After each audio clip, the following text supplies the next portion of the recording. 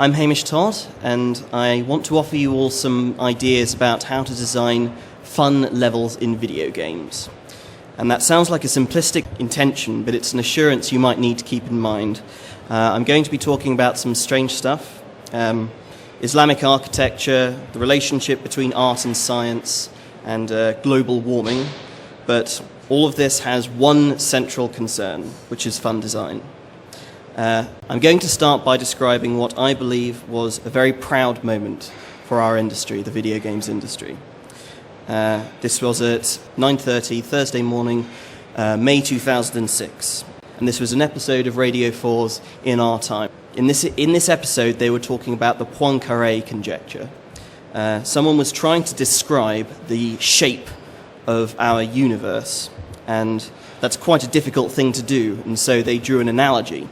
It happened to be an analogy with a video game. Now, the strange thing about the shape of our universe is that it seems to have no sides. If you go 1,000,000,000 billion light years in that direction, you're not going to hit the side of the universe, and instead it's theorized that you'll actually come back in this direction at some point. And the same is true if you go in that direction, you'll come back through this direction, same, whatever direction you like. Some people have a lot of difficulty with this idea, though, but building a mental model of this is relatively easy if you've ever played the arcade game Asteroids. So, when Atari were designing Asteroids in the 1980s, it was decided that any entity that goes through the top of the screen would come out the bottom, and any entity going through the left would come out on the right. This was a clever decision for a number of reasons. It means that no entity will ever leave the screen, which in a game about crowd control is a tough but appropriate decision. No entity will leave the screen until you deal with it somehow. So it makes it tough, but it also makes the game easier in some sense, because you will never be cornered in the game, as you would be if the sides were solid, because you can always go just like that. And best of all, this sort of wrapping effect makes the movement of the entities in the game interesting and challenging to predict. And principally, easy to understand and easy to program. Now, in addition to being very fun, Asteroids presents a perfect two-dimensional caricature of the idea of the sideless universe, the idea of a finite space that has no boundaries. Asteroids allows you to experiment with the implications of this concept, and if you want to get a high score, you're forced to build a mental model of it.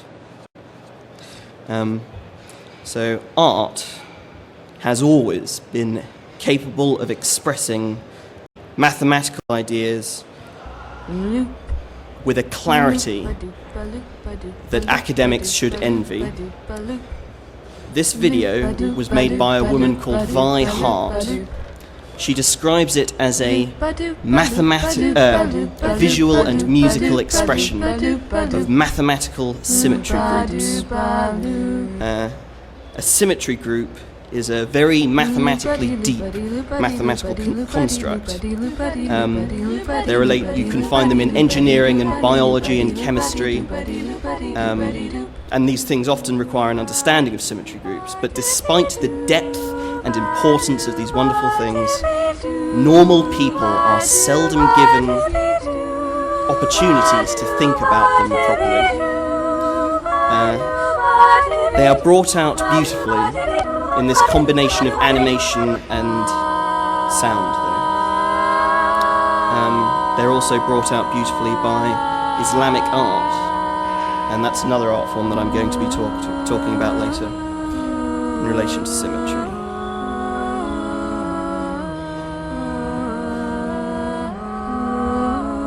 I'm going to show you another video now, another piece of music. This is a more conventional piece of music than Vi Hart's. This is the seventh part of a series of contrapunctal pieces by Johann Sebastian Bach. The mathematical exploration performed in this piece of music is much more fluidly decorated and more comprehensive than Vi Hearts. It's also, in a lot of ways, more beautiful. And some pianists will tell you that it's the most sublime piece of music of all time. At the beginning of this piece, you heard the subject of the piece.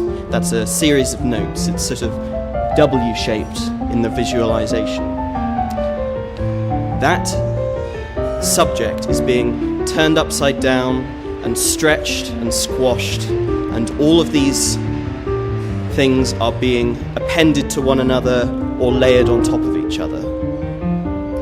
The result of this process is a piece that I consider to be full of insight. In seeing how the layered things can come together, you learn something about the symmetries and about the real world. I wonder how much it would surprise you all to hear me say that there is something like contrapunctal music to be found in the Castlevania series. So the original Castlevania is a towering piece of fun game design. There is a famous enemy in it, this one. It's called the Medusa head.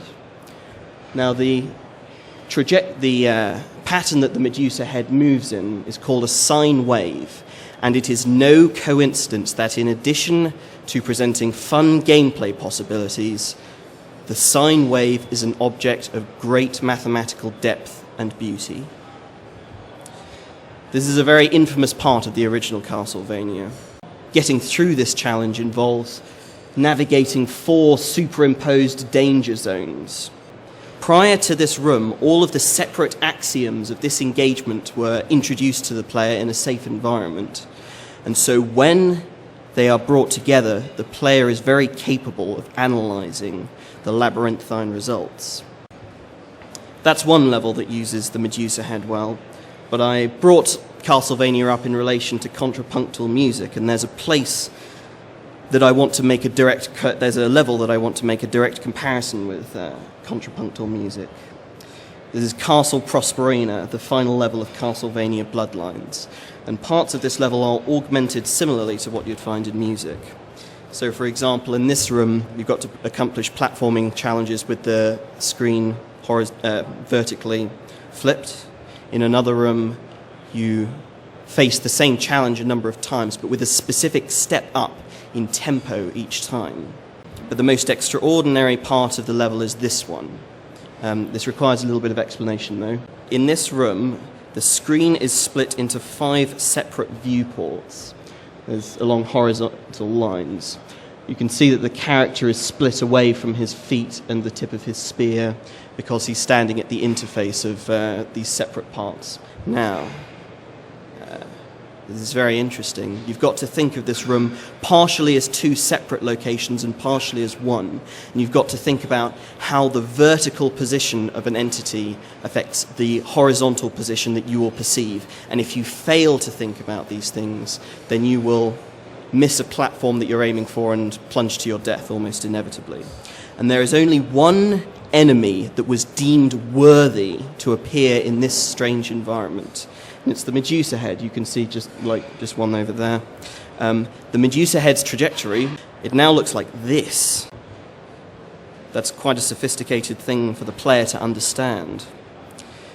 And only the Medusa head. It's possible to predict it with great precision, and it's very recognizable. The Medusa head was the only enemy that fit the requirements for this level. When they were deciding what entity they wanted, they needed something that was able to move in 2 dimensions, because if it was just moving up and down, or if it was just moving side to side, then there would be almost no effect. And you also need something very recognizable, because we want the player to be thinking about what does this visual effect do to the entity's movement, rather than having to think about what is the movement in itself. So a complicated AI would not be suited to this place. There's quite a lot of physical creativity in Castlevania Bloodlines.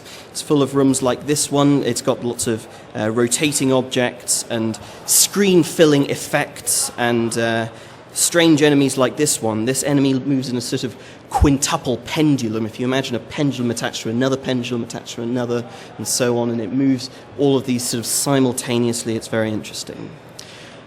Why is there so much physical creativity in this game? I think that the answer is that the makers were thinking about what can we do with the platform that this game is on, the Sega Mega Drive, or the Genesis for the Americans in the audience.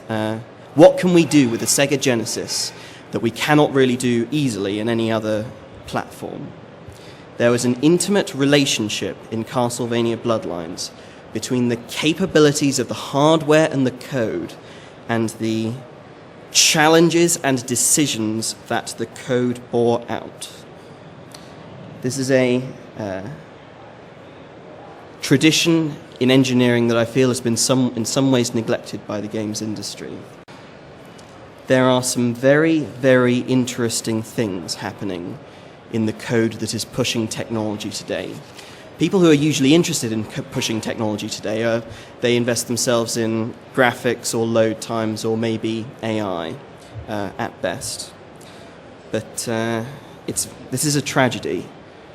There is so much fascinating maths in the code that underlies a lot of games. I'm going to give you an example that I like a lot, which is radiosity. Radiosity is an effect which some of you might know causes the color of an object to affect the color of the light around that object. And while implementing radiosity in their game engine, the guys who are making Battlefield 3 made use of these fascinating mathematical constructions. They have a beautiful name. They're called spherical harmonics. And actually, while the developers of Battlefield 3 were implementing spherical harmonics in their algorithms, there was a back and forth between them and a bunch of particle physicists who were using the same techniques to study quantum mechanics. But, you know, after they were done studying the fascinating things that underpin our universe, our programmers' work was used to tart up the shooting galleries of another dull and derivative first-person shooter. John Carmack, who made this game Rage and also Doom, and Eric Malahue, who made Dance Central and Guitar Hero, programmed Dance Central and Guitar Hero.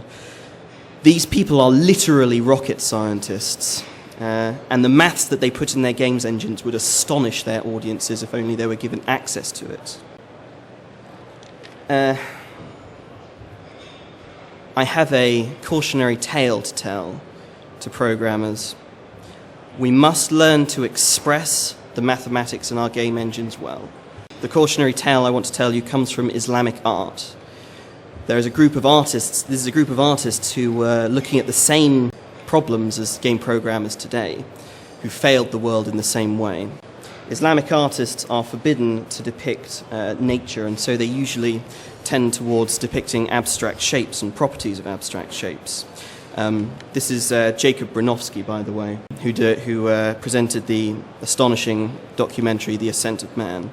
And in this fascinating episode, Bronowski is looking at the properties of crystals. He asks, what is it that makes crystals so regular and so sharp and have certain properties that make them useful in industry and for improving our quality of life? The answer is essentially symmetry. It is symmetry in nature that causes crystals to take on this appearance.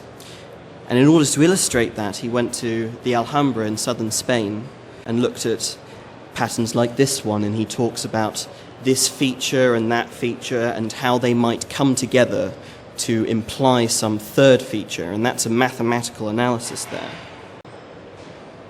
Now this is another man, this is Roger Penrose, another idol of mine. And in 1973, at the same time that Bronowski was making The Ascent of Man, Roger Penrose was sitting at the kitchen table with his father, playing with the mathematics of tilings. A brief word on tilings now. This is a tiling. It's a very familiar example. We're just talking about shapes coming together with no gaps, essentially. This is a honeycomb tiling. There are two features of it that I'll draw to your attention. Number one, it's not hard to imagine this tiling going on infinitely, just forever and ever, in every single direction. And that's quite a profound and useful thing to know about the honeycomb tiling. Another thing that I'll tell you about is if I were to pick up this picture, move it along just slightly, move it along by one hexagon and set it down again, there will be very little change in the appearance of the tiling. So Roger Penrose was interested in the question, can you have a tiling that goes out forever infinitely, but never repeats itself in the way that the honeycomb tiling does? It goes on forever, but there's no point that you can pick up, move it along, and set it down, and it'll look the same. And he came upon this, the beautiful Penrose tiling. The Penrose tiling, again, is quite sublime and deep. It's been used in medical equipment. It's been used to make toilet roll, and what was the other one? Oh, I've forgotten it. I actually encountered the Penrose tiling while studying viruses. This is polyoma virus, which its shell is sort of made out of these Penrose tiles. Now, the reason I bring this up in relation to Islamic art, this is the Darb-e-Imam shrine in Isfahan, and I want to draw your attention to a pattern that's on the top right above an arch marking the entrance. This is quite a beautiful pattern here, and you might have guessed it's a Penrose tiling. Obviously, this was made several hundred years before Roger Penrose was born, and after mathematical analysis, we can learn a lot about the tiling from this. It's actually two Penrose tilings layered on top of one another, this big one and then these small ones. And it actually illustrates a property of the Penrose tiling, which is that one Penrose tile can be made out of smaller Penrose tiles. That's quite a sophisticated thing to understand. And here again it's being expressed very beautifully. And it's again a tragedy that the people of Iran had this profound statement expressed in this artwork under their noses. They couldn't really understand what was going on here. The artists that made this could have done better. They could have made it more accessible. They might have made it more beautiful in the process. Now, the question here, though, is, and this is the most important question, how do we express the mathematics in our game engines? How do we do it? The answer is level design. Now I'm going to talk about the game Portal for a while. This diagram depicts something that they call the fling move, which is a fascinating possibility within the game, and the level design is constructed very intelligently to bring out this possibility and make it accessible. Portal, on the surface, you would think that it's a game about changing your position, but the fling move is about changing your direction and repurposing gravity to shape your ends. These are the levels that introduce to you the fling move.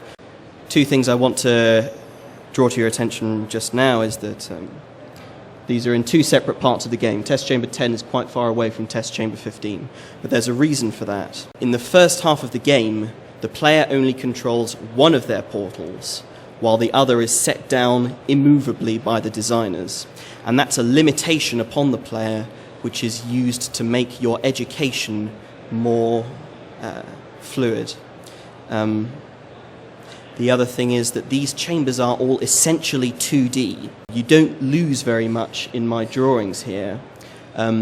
We know from the designer commentary on the game that every red herring, every single thing that the player could get stuck on apart from the answer, was removed from these levels, again, in order to make your education more fluid. And that apparently extended to removing any motivation that the player might have to move or turn left or right. That's what makes a three-dimensional game two-dimensional. So this is the first level this is the first part of your education. It's a very, very simple room indeed. Its only features are this ledge, which is slightly too high to jump onto, and this thrust forward panel that you can see here, which has the orange portal on it, crucially. It's very simple to move through this room. All you have to do is put your portal anywhere, put the portal that you control anywhere you like and go through it. It couldn't be simpler. It's barely even a challenge or a puzzle, but just because it's trivial to move through doesn't mean that it's ill-considered. This room successfully introduces an action, the action of moving forward out of an orange portal across a gap to somewhere you can't reach. And it associates that action with the thrust forward panel, which will become a motif. Here's the second room, which you go into directly into after that one. Again, pretty bare. You'll notice first that it's tiled almost exclusively with black tiles, which are resistant to portals. You can't put your portal on them. Again, the only features really the thrust forward panel, and then this pit, which has the white texture at the bottom. And you'll notice that this part here is shaped like a diving board,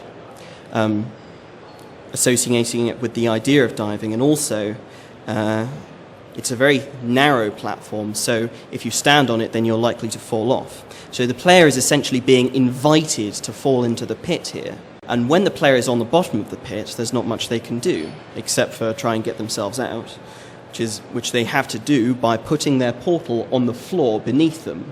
And then, if they do that, by the way, they'll sort of plop out of this panel here.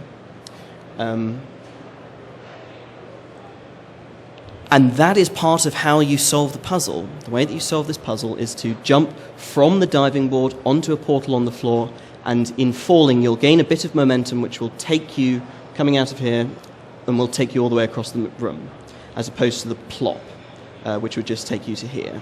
So by getting stuck in the pit, you put your portal on the floor and you're drawn closer to the solution. So the designers here are making very perceptive use of a mistake to guide the player towards a solution.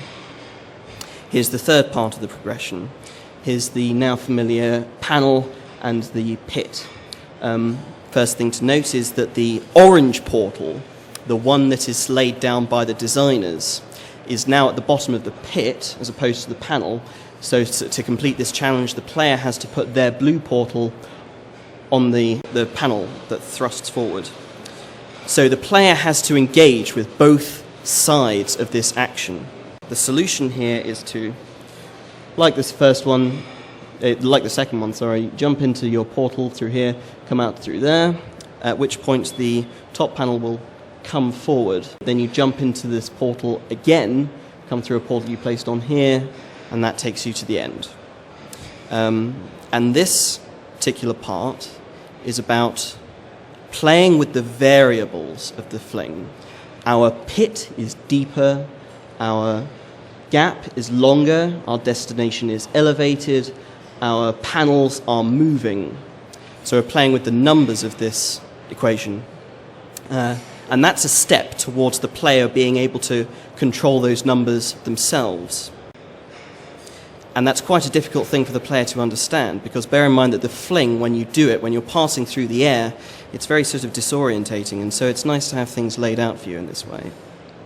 Now we are making a great big step forward in the game. This is the first part of chamber 15. So the player is in control of both portals. Again, we've got this thrust forward panel, but there is no pit, which presents us with a problem because we need a descent to give us the momentum that we need to go far, that we need to cross over this barrier to the other side of the room. The elegant solution to this puzzle is to place a portal on the floor, go through it, fall out of this panel with a plop. You don't make it as far as the barrier, but you come out of the panel and you go straight into your portal again, and that time you've used the descent to cross the room. And you'll notice that the first half of this room is white, and the second half of this area is sort of black. So the midpoint is marked, and it just so happens that the player, if they come out of the portal with very low momentum, they'll sort of plop down to this exact halfway point. So the graphics are suggesting to the player, you might want to double what you've just done. you are halfway through solving this puzzle. Speed is the only difference between the plop and the movement all the way across, and so speed is what the player is being forced to acknowledge here. Here's the final part of your education. This part is like the first one, but if you plop this time out of the panel, so you come out of the portal with very low momentum, you'll just hit the black surface down here, which is another problem. The solution here is to go into this separate room where there is a slight dip here, just a slight one. You put a portal down there, you jump into it, you come out of the panel. You don't go all the way across the barrier, but you do make it at least as far as this part of the room, which has a little bit of white on it. And if you put a portal in the place where you're about to land, you'll come out of the panel again, and this time you'll have the velocity you need to complete it.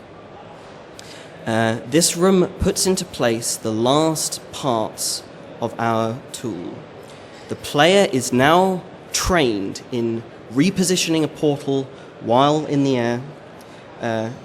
You can divide your descent up into two separate parts, and you can use the resources of two separate rooms to put your plans in action.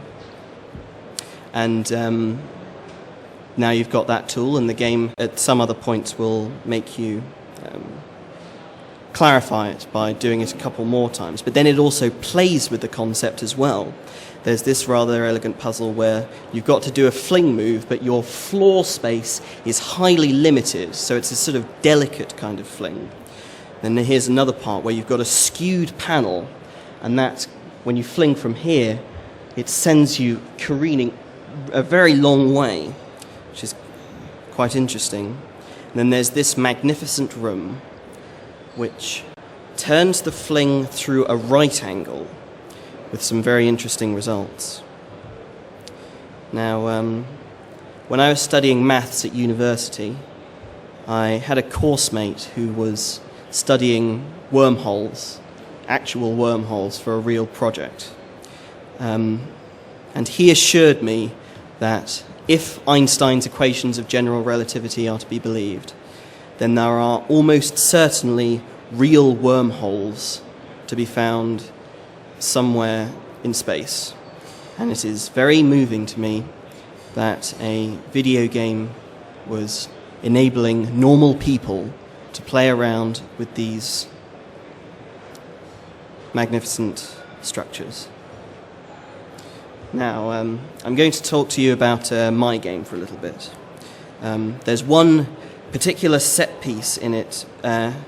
This part of my game has taken more than a year of iteration, but I believe it expresses something interesting with a good degree of clarity. First, I need to describe a phenomenon called the Doppler effect. I want you to imagine two objects. One of them is sending out signals with perfectly regular intervals, which are received by this object. Now, imagine our two objects are moving apart.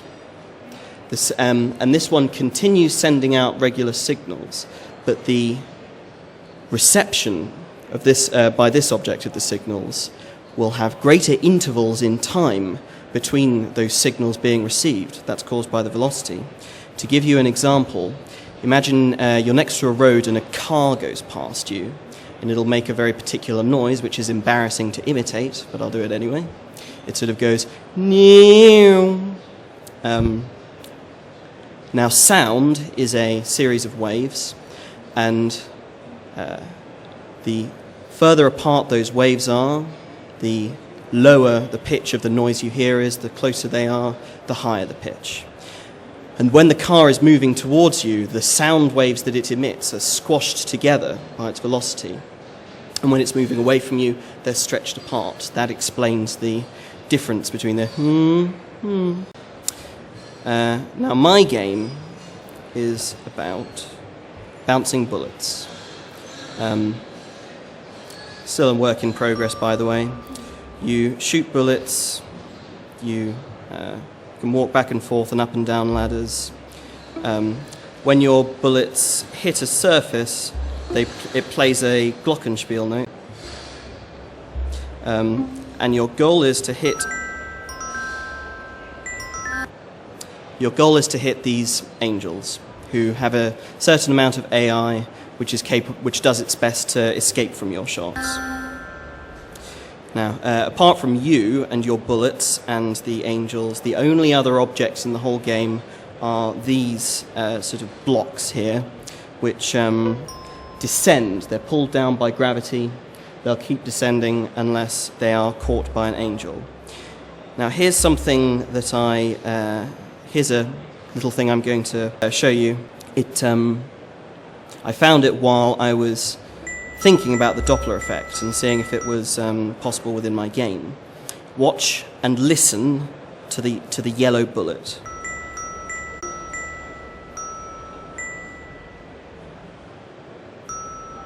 Yes. So what you've just seen there is a cute phenomenon, which is something like the Doppler effect. The idea of the Doppler effect is sort of completed by the rest of the game, but finding a cute phenomenon in the context of your game engine is the first step towards constructing a meaningful puzzle. The second step is to find some use for the phenomenon that you have found, some use which will force the player to acknowledge its existence. So what we require here is a scenario in which the player must realize that as a block descends, a bullet that is hitting the block will make noises at increasing intervals if the block is moving, and depending on how fast the block is moving. And so, here is a rather plain-looking room. There's not much to see here, and there are only two shots that the player can make. They can either shoot up here, or they can shoot down there. When you shoot downwards, the bullet careens around, and the angel is moved into that place where you can't really reach them. So you kind of screwed yourself up here. But if we restart, and we think about the timing of this, use both of our bullets, and there it is.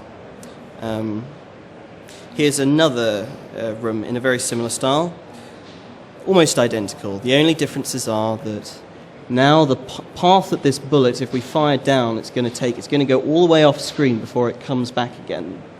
And also, when the player is at the bottom of the screen, they can't see the top of the level. They can only see the feet of the angel. But that's all that they need. If they shoot down and we wait for a little bit for the bullet to come around again, and we are aware of when the angel starts moving, we can do this. Now here's the next advancement of it. And this time, the entirety of the top part of the level is completely hidden. So what are we going to do? Well, again, the bullet goes all the way off screen, but when we go up here, we see that there's another angel. We can make short work of her. And we've created this insistently loud structure here. The angel, but that structure changes when that angel starts moving away. So how about this? We're going to restart, go back up here, set up our structure, shoot downwards, wait for the change in sound that will mark that the angel has gone.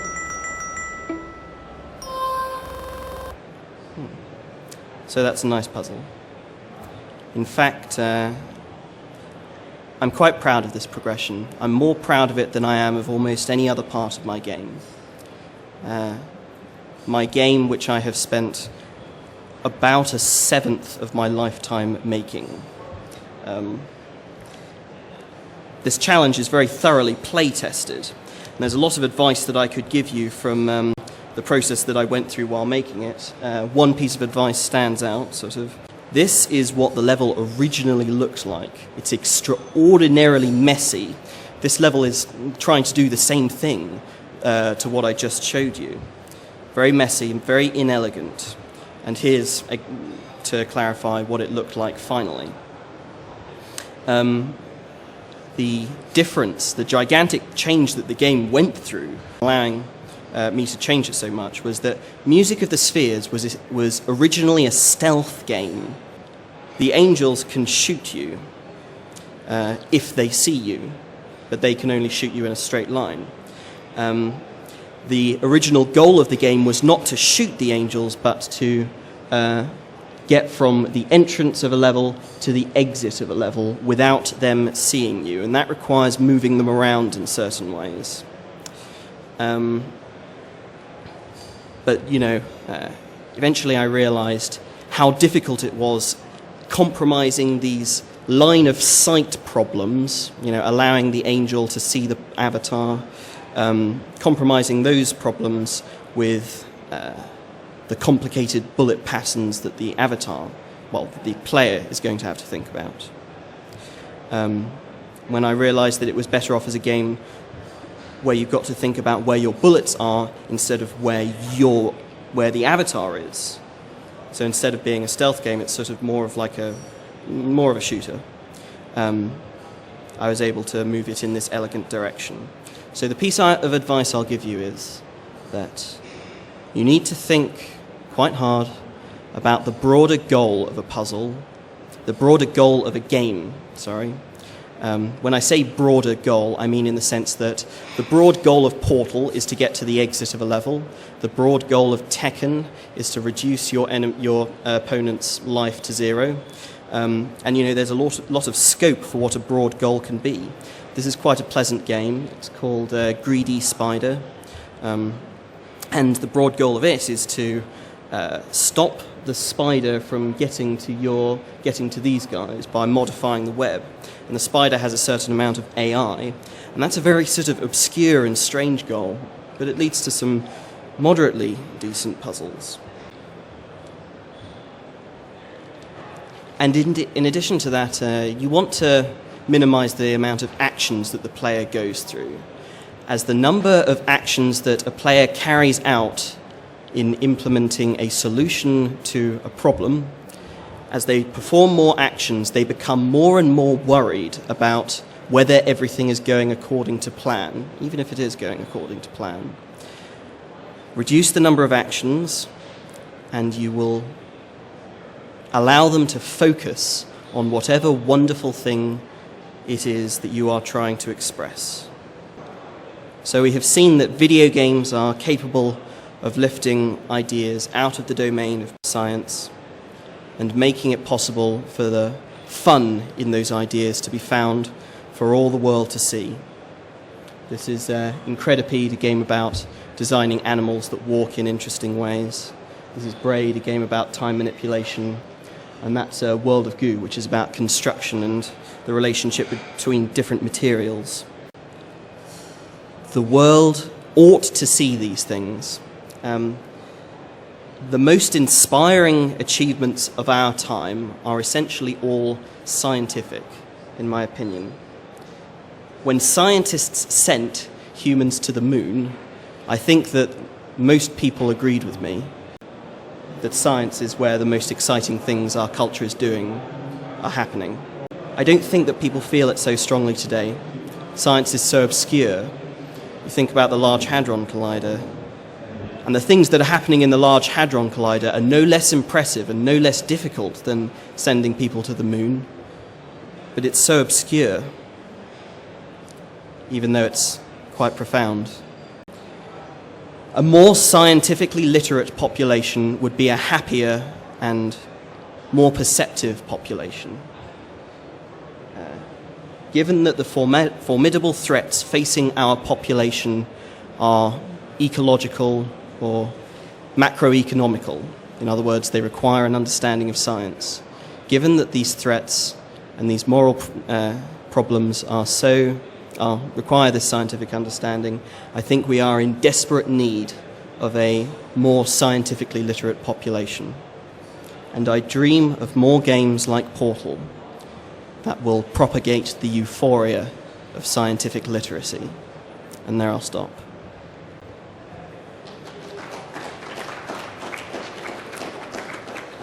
Thank you. Do we have any questions?